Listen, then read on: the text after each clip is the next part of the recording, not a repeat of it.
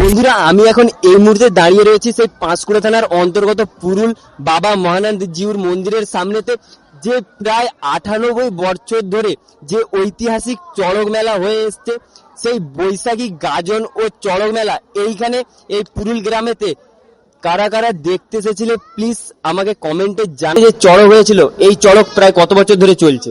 এবছর আমাদের 98তম বর্ষ পূর্ণ হলো। 98তম বর্ষ পূর্ণ হলো, চড়ক উৎসব সম্পূর্ণ হলো। প্রাকৃতিক দুর্যোগ চড়কের পরে হলো, এটা একটু দুঃখজনক ব্যাপার, তবে চড়ক মেলাটা খুব সুষ্ঠুভাবেই হয়ে গেছে।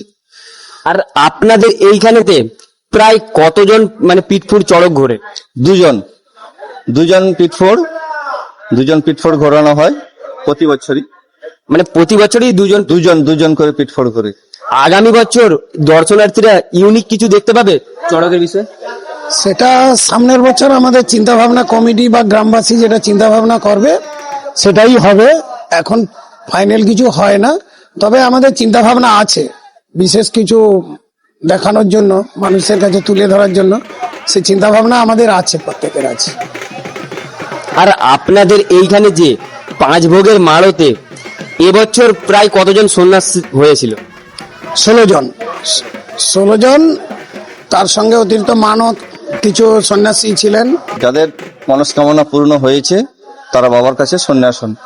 চড়ক ঘুরে যাওয়ার পরেও কিন্তু ফাইনালি দর্শনার্থীদের এখনো ভিড়টা দেখো।